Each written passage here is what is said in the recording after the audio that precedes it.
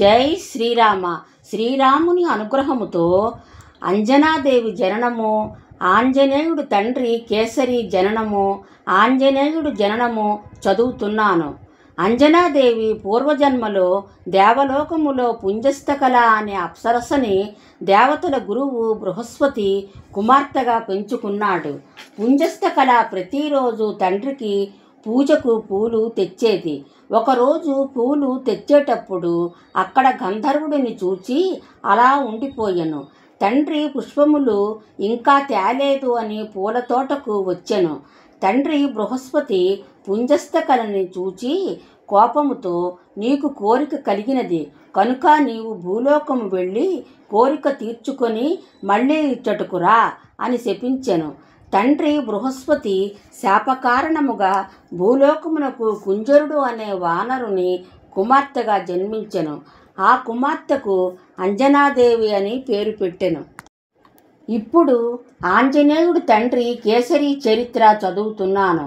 ప్రభాస తీర్థారణ్య ప్రాంతములో వానర వీరుడు మునులకు సేవ చేస్తూ ఉండేవాడు. ఆ ప్రాంతమున 2 ఏనుగులు మునులను బాధిస్తూ ఉండేవి. ఆ 2 ఏనుగుల పేర్లు శంఖము, శబలము. ఆ 2 ఏనుగులను వానర వీరుడు చంపెను. అప్పుడు మునులు ఆనందించెను. ఆ ఏనుగులను చంపగలిగేది సింహము ఒక్కటే. అలా చంపిన వానర వీరుడికి భరద్వాజ మహర్షి సంతోషించి కేసరి అంటే సింహము అని అర్థము. అందుకు వానర వీరుడికి కేసరి అని పేరు పెట్టెను.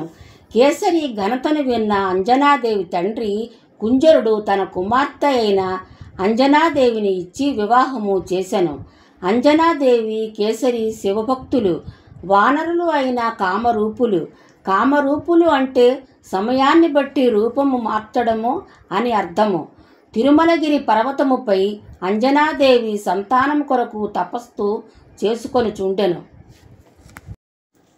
అంతా వాయుదేవుడు తన దగ్గర ఉన్న శివతేజో బీజాన్ని భరించగలిగే శక్తి ఈమెకు మాత్రమే ఉన్నదని గ్రహించి వాయుదేవుడు శివుని యందు భక్తి, వాయువు శక్తి కలిసిన మామిడి పండు వాయుదేవుడు అంజనాదేవికి ఇచ్చెను.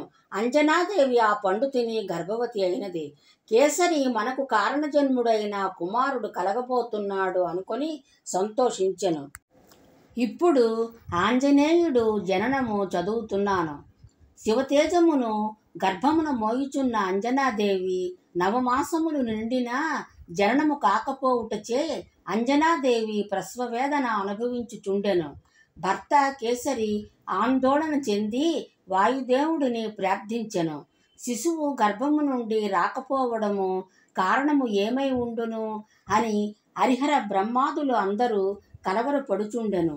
అధిక వేదనను అనుభవించుచున్న అంజనాదేవిని వాయుదేవుడు చూసి మనస్సు క్షోభనొంది శిశువు గర్భము నుండి పైకి రాకపోవడము కారణము ఏమై ఉండును అని వాయుదేవుడు కలవరపడుచుండెను. అంతటా అంజనాదేవి గర్భములో ఉన్న శిశువుతో, బిడ్డ నవమాసములు నిండుటయే తడవు తల్లి గర్భనరకము నుండి బయటకు రావడానికి తొందరపడును. అది ప్రకృతి ధర్మము. నీవెందుకు నిరాకరించుచుంటివి?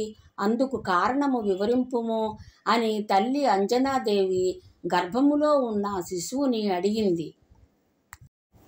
అప్పుడు గర్భములో ఉన్న శిశువు ఇలా అనెను, అమ్మా, నేను రుద్రతేజమును, నేను బ్రహ్మచర్య నిష్ఠుడను, నేను మాతృదృష్టితోనైనను శ్రీ శరీర స్పర్శను తాకను, కావున గర్భము నుండి వెలుపలికి రాను అనెను శిశువు.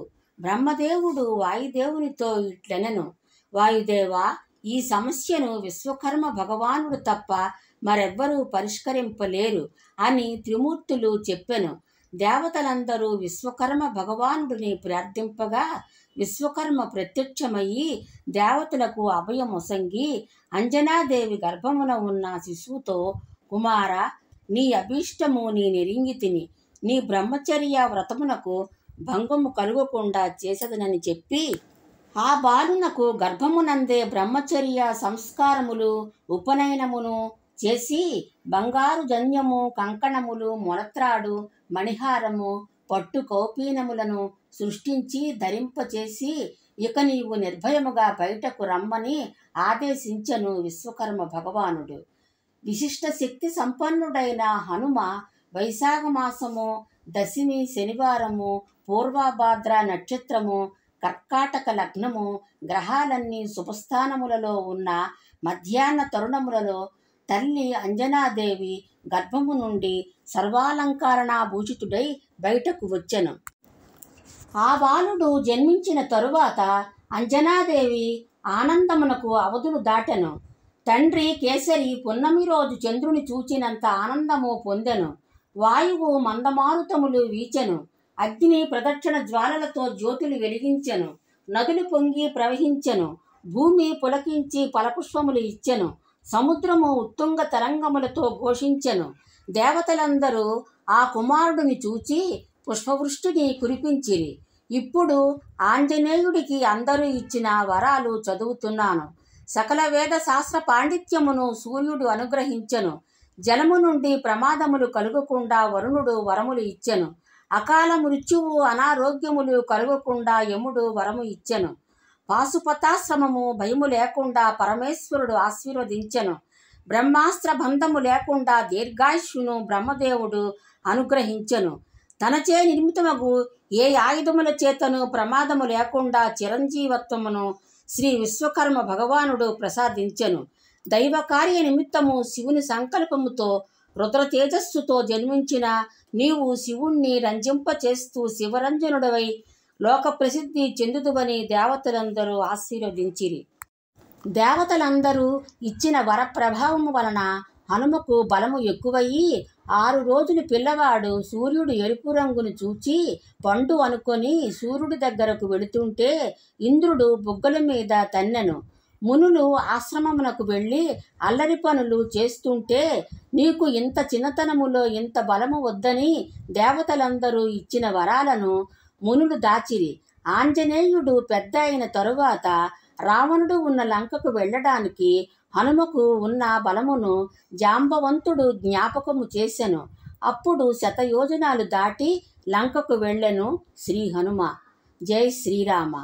ఆంజనేయం మహావీరం బ్రహ్మ విష్ణు శివాత్మకం తరుణార్క ప్రభోశాంతం రామదూతం నమామ్యహం. జై శ్రీరామ. ఆంజనేయుడు జననము చరిత్ర విన్నవారికి ఆంజనేయుడు అంత బలము కలగాలని ఆరోగ్యము కలగాలని కోరుకుంటున్నాను. జై శ్రీరామ. సర్వే జనో సుఖినో భవంతు. జై శ్రీరామ.